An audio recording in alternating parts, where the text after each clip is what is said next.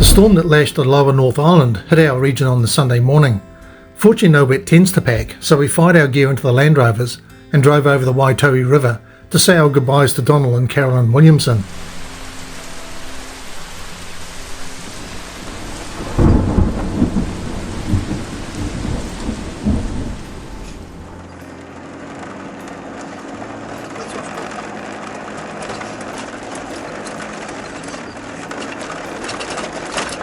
This goes like liquid, eh? Yeah, is it like a 6-foot drop?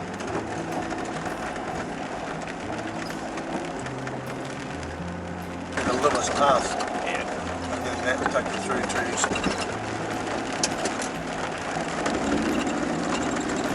Trying to get access to the ship. Today we're off to have a look at Lake Taylor, Loch Katrine and Lake Sumner. Last time I headed up this road was in the summer of 1984 in our Long Base Series 3. The road was as rough as guts in those days, and fortunately modernity has laid its hand gently on this region and the road is still rubbish. At one point I hit a pothole so hard it set off the hazard lights by activating the Discovery's impact inertia switch.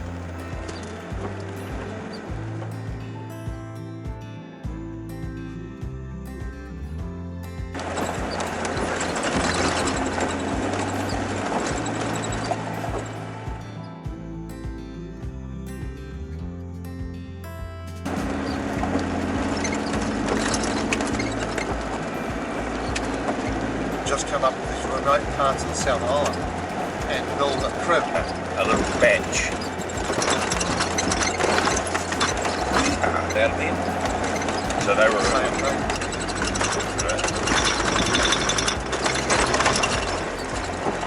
In all fairness, we actually had the perfect day for the trip. It totally chucked it down, so all the rivers were well up and the hillside streams were crashing down the road with heaps of streams to cross. Some of the big.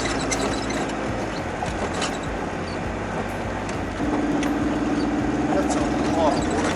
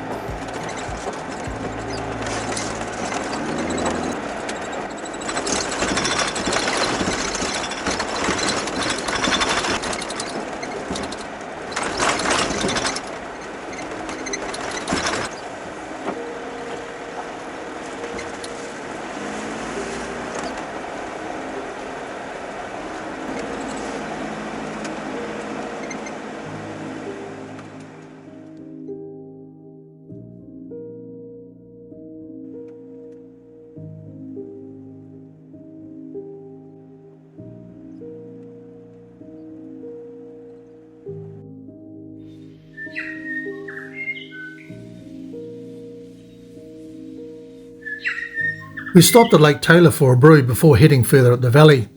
The gate by the dock camp marks a step degradation of the road, so it became even rougher.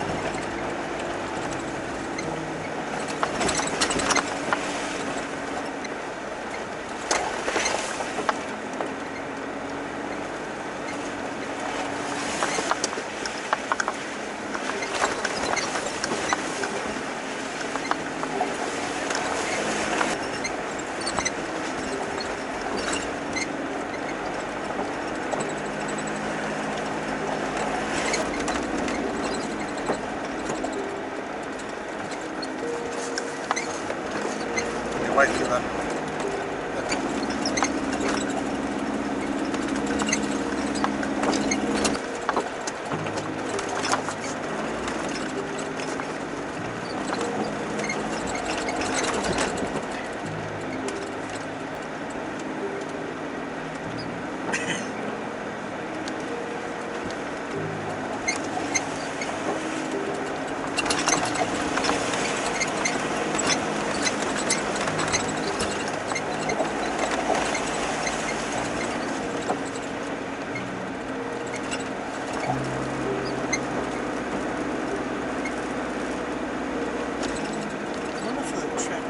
That sort of looks familiar coming in through there, really.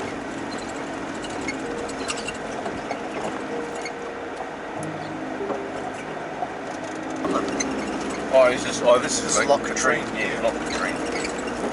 See, this is where it started getting a bit hairy for us.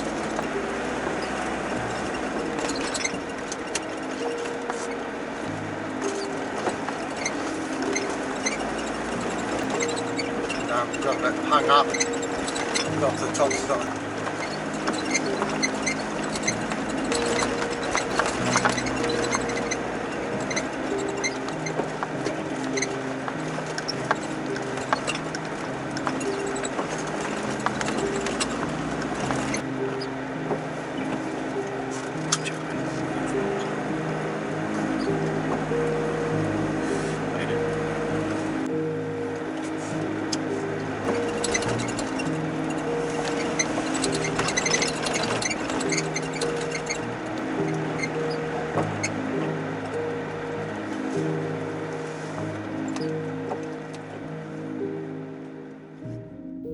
We carried on up the deteriorating road, only to come to a locked gate at the top end of Loch Katrine. The weather was still doing its best to dampen the spirits, so not keen on a walk up the perfectly good four-wheel drive track, we did some clever hillside turnarounds and headed back to Lake Taylor for some lunch.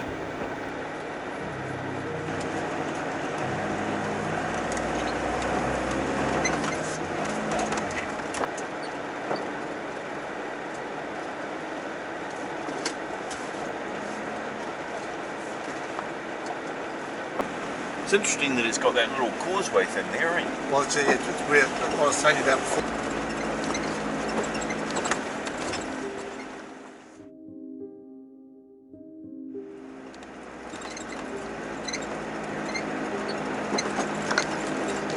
I think I've actually got a photograph of my Series 3 on this.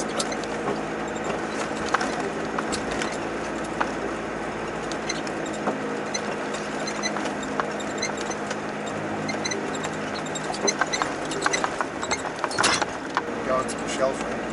So you're out of bed, dressed now. See the big wide eyes and the big bed. Kids were teenagers. You didn't? No. They went to weird places to bring them home, you know.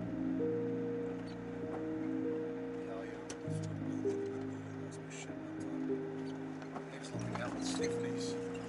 Stephanie and her boyfriend. They went back to his place.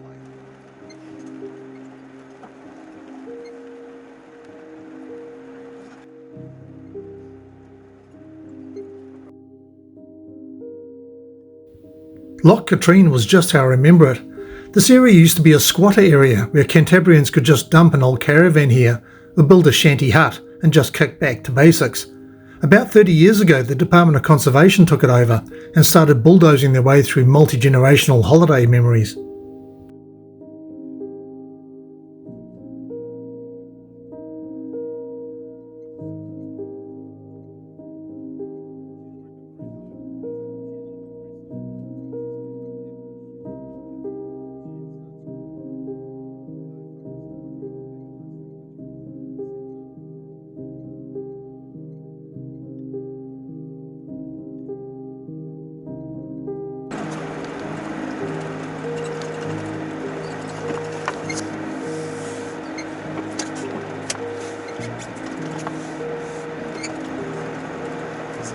Canyon up there, is it?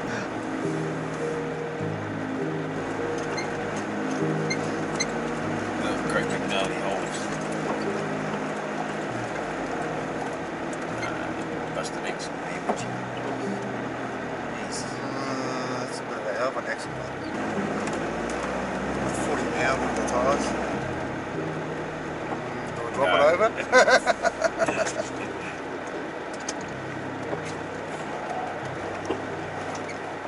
Wrong tyres and tyre pressure.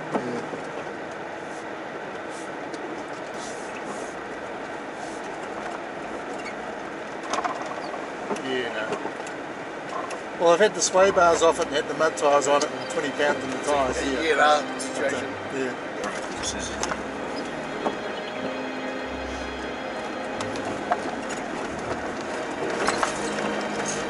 Get up there by Leon.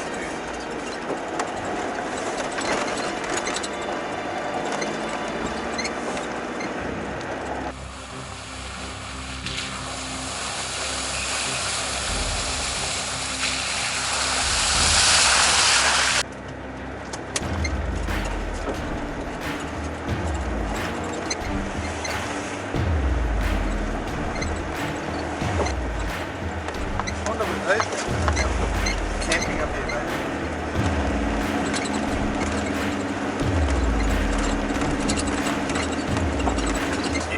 They're exactly the same as our Range Rover Sport. Yeah. Exactly the same, except the Sport's mate.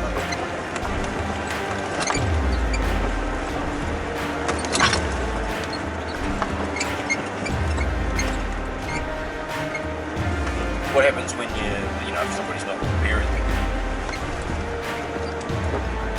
And the engines, the V.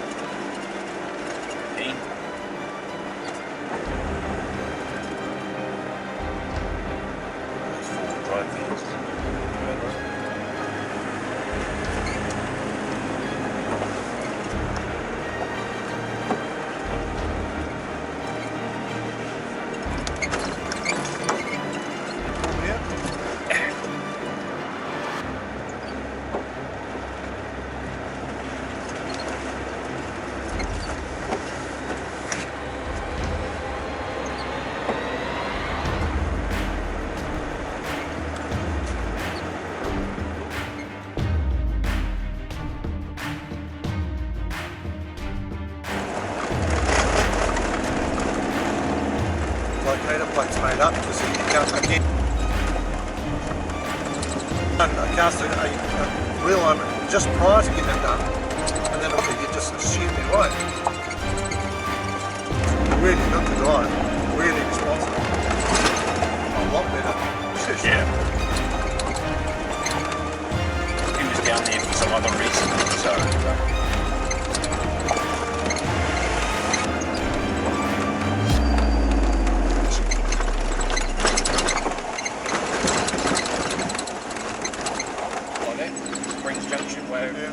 The weather had lifted a bit by the time we left the valley, stopped at Culverton for some fuel and then backtracked the way we came for a couple of kilometres as one of the chaps had spied a series chassis parked next to a shed while travelling at 80 kilometres an hour. Yeah, it's a sickness, I tell you. We arrived at the Top 10 holiday camp in Hamner at about 5 p.m. We had booked a cabin for 6. We still had plenty of food left over and Mike and Darren were keen on a cook-up rather than a wet walk up to the pub, and we all agreed and it was a good option. And still the rain kept on coming down. In Hamner we met up with the members of the Series 1 group from Nelson for a return journey north through the rainbow the next day. Kick-off was agreed at 8:30 a.m. on Monday morning, so we headed to the pub for a strategy meeting.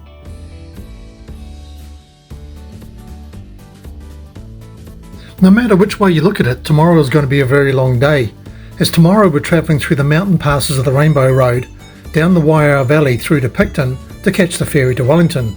We hope.